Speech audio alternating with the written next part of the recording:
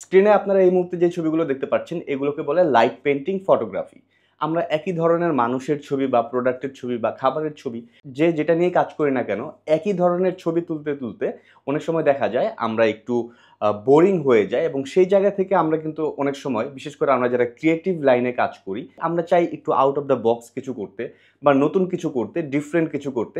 সেই point of view থেকে আজকে আমি চিন্তা করলাম যে সবসময় তো আমি এক ধরনের কনটেন্ট নিয়ে আপনাদের সামনে আসি। আজকে একটু ডিফারেন্ট কি করা যেতে পারে সেই পয়েন্ট অফ ভিউ থেকেই চিন্তা করলাম লাইট পেইন্টিং ফটোগ্রাফিটা কিভাবে করা যায় এবং কিভাবে এই টেকনিকটা ইউজ করে আপনারা খুবই সুন্দর, সুন্দর ছবি তুলতে পারবেন সেটাই আজকে আমি আপনাদের সাথে শেয়ার করব।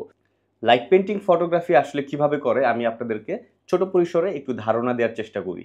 লাইট পেইন্টিং ফটোগ্রাফি মূলত হচ্ছে আলো দিয়ে যখন কোনো কিছু পেইন্ট করা হয়, সেই পেইন্টটাকে ছবিতে অ্যাজ ইট ইজ তুলে ধরাকেই আসলে লাইট পেইন্টিং ফটোগ্রাফি বলে এবং এই টেকনিকটা আপনাদেরকে করতে হবে স্লো শাটারের মাধ্যমে। নরমালি আমরা যখন ছবি তুলি, একটা ক্লিক করলে সাথে, সাথে কিন্তু ক্যাট করে একটা শব্দ হয়। হোয়াটএভার যেই সাউন্ডই হোক একটা সাউন্ড হয় এবং সাথে, সাথে ছবিটা উঠে যায়। বাট লাইট পেইন্টিং ফটোগ্রাফি যেহেতু এটা একটা স্লো শাটার ফটোগ্রাফি, এখানে আপনার শাটার স্পিডটাকে স্লো করে দিতে হবে, যার ফলে বেশ কয়েক সেকেন্ড ধরে আপনি ছবিটা তুলবেন এবং যে কয় সেকেন্ড ধরে আপনি ছবিটা তুলছেন সেই সেকেন্ডের ভেতরে আপনি আপনার ইচ্ছা মতো লাইটটাকে পেইন্ট করবেন বা ফ্রেমের ভেতরে মুভ করবেন। তাহলে আপনি যেইভাবে মুভ করলেন ওই মোশনটা বা ওই অ্যাকশনটাই কিন্তু আপনার ছবির মধ্যে ধরা পড়বে এবং আপনি ক্রিয়েটিভ কিছু ছবি তুলতে পারবেন। এই ব্যাপারটাই ফটোশুটে আমি কিভাবে এক্সিকিউট করি সেটাই এখন আমি আপনাদের সাথে শেয়ার করব।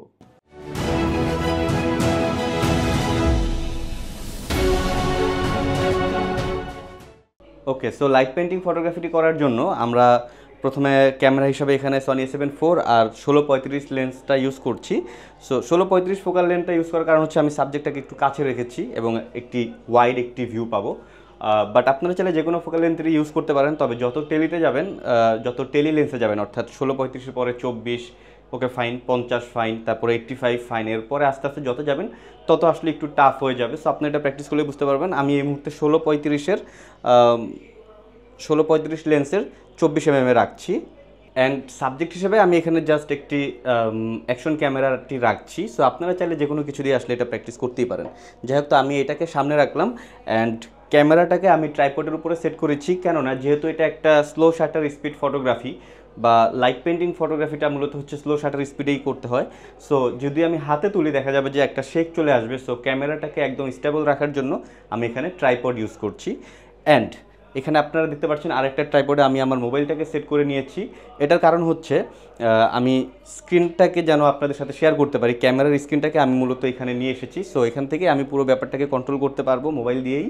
তো এখান থেকে আমি কন্ট্রোল করব, যে কাজটা আমি আসলে চাইলে ক্যামেরা থেকেও করতে পারি, নো ইস্যু। বাট এখান থেকে আলাদাভাবে কানেক্ট করার কারণ হচ্ছে এই স্ক্রিনটা আমি আপনাদের সাথে শেয়ার করব, যেটা আপনারা এই মুহূর্তে দেখতে পাচ্ছেন। তো যাই হোক, আর এদিকে লাইট হিসেবে আমি ছবিতে আপনারা যে লাইটটি দেখতে পাচ্ছেন, এই লাইট হিসেবে আমি এখানে একটি এলইডি লাইট ইউজ করছি। সো এই এলইডি লাইটটাকে আমি এমন একটা, এটার বিভিন্ন মুড রয়েছে, সো আমি এখানে একটা মুড সেট করে দেবো যেখানে এটার লাইটটা চেঞ্জ হবে। দেখেন এই মুহূর্তে কিন্তু এটার লাইটটা চেঞ্জ হচ্ছে। সো এই মুডে রেখে আমি কাজ করব। আপনারা চাইলে ফিক্সড কালারেও, ফিক্সড কালারের একটি লাইট দিয়েও কাজ করতে পারেন। সো তখন একটি মাত্র কালার দেখা যাবে। আর যেহেতু এখন লাইটটা চেঞ্জ হচ্ছে, সো ছবিতেও কিন্তু বিভিন্ন ধরনের লাইট দেখা যাবে। যাই হোক, সো এবার আমরা ক্যামেরার সেটিংয়ে চলে যাই। প্রথমে আমি ফ্রেমটাকে ঠিক করে নিই, আমি একদম সামনে নিয়ে আসি। এরপরে যেটা করব, আমি ক্যামেরা সেটিংয়ে চলে যাব। সো ক্যামেরা সেটিংটা মাথায় রাখতে হবে, যেহেতু এটা স্লো শাটার স্পিড বা যখন আপনি লাইট পেইন্টিং করবেন আপনাকে স্লো শাটারে কাজ করতে হবে, দ্যাট মিনস আপনার শাটারটাকে কমিয়ে নিয়ে আসতে হবে। সো আমি শাটারটাকে এইখানে প্রাথমিকভাবে 6 রাখলাম।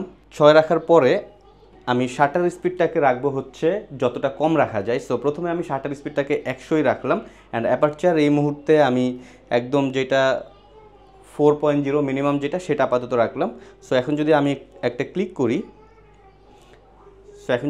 যেহেতু আমি শাটার স্পিড 6 রেখেছিলাম, এখন কিন্তু 6 সেকেন্ড ধরে ছবিটা তুলবে। দেখেন এখন ছবিটা তুলতেছে, মোটামুটি 6 সেকেন্ড লাগলো অ্যান্ড তারপরে এটা ক্লিক হলো। অ্যান্ড ছবিটা যদি আমরা একটু খেয়াল করি,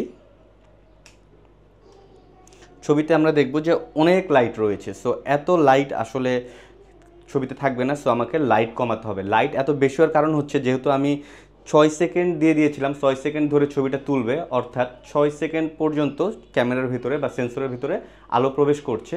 সো 6 সেকেন্ডে অনেক আলো প্রবেশ করতে পারে, যার কারণে ছবিটা কিন্তু একদম জ্বলে যাচ্ছে, বা টেকনিক্যাল ফর্ম যদি আমরা বলি বার্ন করছে। সো এখন আমাকে যেটা করতে হবে, লাইট কমাতে হবে। সো লাইটকে এখন কমানোর জন্য আমার হাতে দুইটা অপশন রয়েছে, এক হচ্ছে অ্যাপারচার আর দুই হচ্ছে আইএসও। তো আইএসও তো কিন্তু আমি অলরেডি 100 রেখেছি, আইএসও আর কমানোর কিছু নেই। তারপরও আইএসও চাইলে, যেহেতু A7 IV ইউজ করছি, আমি আইএসও কিন্তু 50-এ চলে যেতে পারবো। সো আমি আইএসও 50-এ চলে গেলাম। এরপরে যদি আমি একটা ক্লিক করি, আবারও 6 সেকেন্ড সময় নেবে, দেন হচ্ছে ছবিটা তুলবে। ওকে, সো এখনও কিন্তু 6 সেকেন্ড সময় নিল, বাট ছবিতে কোনো চেঞ্জ দেখা যাচ্ছে না। আগের ছবির সাথে যদি খেয়াল করি, আগের ছবি থেকে এই ছবিতে লাইট কিছুটা কমেছে, তারপরও পুরো ছবি বার্ন করে আছে, কেননা আমি শুধুমাত্র আইএসওটাকে 100 থেকে 50-এ নিয়ে এসেছি। সো খুব একটা বেশি লাইট কিন্তু আমি এখানে কমাতে পারিনি। সো লাইট কমাতে হলে এখন আমাকে যেটা করতে হবে, খেয়াল করে দেখেন আমি কিন্তু শাটার স্পিড 6-এ রেখেছি। এটাকে আমি আর হাত দেবো না, কেননা স্লো মোশন বা স্লো শাটার স্পিডে ছবি তোলার জন্য এটা আমার লাগবে। সেকেন্ডলি আইএসওটাকে আমি একদম 50-এ নিয়ে এসেছি, আর কমাতে পারবো না। সো এটাও আমার অপশন শেষ। এবং থার্ড অপশন হচ্ছে অ্যাপারচার। সো এখন আমি অ্যাপারচারটাকে কমিয়ে দেবো, বাড়িয়ে দেবো। সো আমি অ্যাপারচারটাকে যদি আমি এখন আস্তে আস্তে চেঞ্জ করি, একদম বাড়িয়ে দিলাম, আমি 22 রাখলাম, বা কিছুটা কম রাখি, আমি আপাতত 11 রাখি। সো এখন যদি আমি ক্লিক করি, আবারও কিন্তু 6 সেকেন্ড সময় নিচ্ছে। সো দেখেন এখন কিন্তু লাইটটা অনেকটাই কমে এসেছে। সো লাইট এখন মোটামুটি আমার সাবজেক্টটা খুব সুন্দরভাবে দেখা যাচ্ছে এবং লাইটটা ফুল কন্ট্রোলে আছে। তো আমি চাইলে আরেকটু লাইট কমাতে পারি, আমি এটাকে 19 করে দিই, দেখি।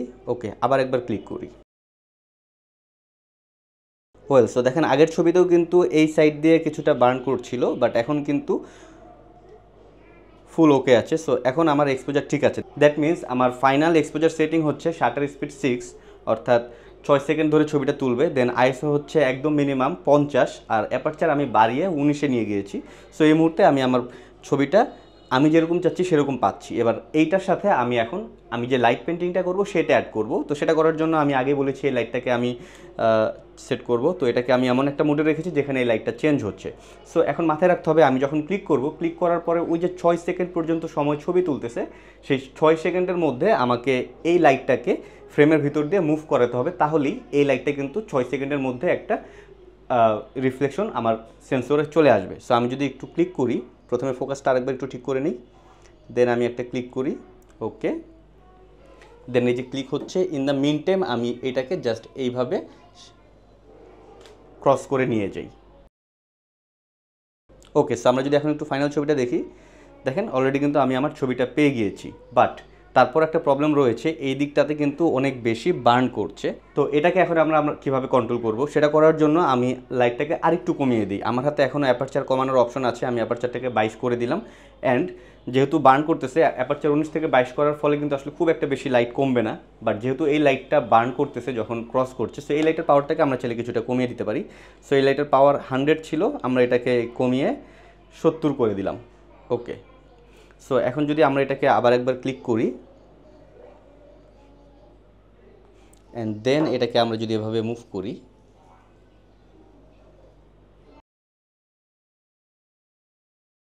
ওয়েল, সো আমি কিন্তু এখন আমার প্রাপ্ত ছবিটা পেয়ে গিয়েছি।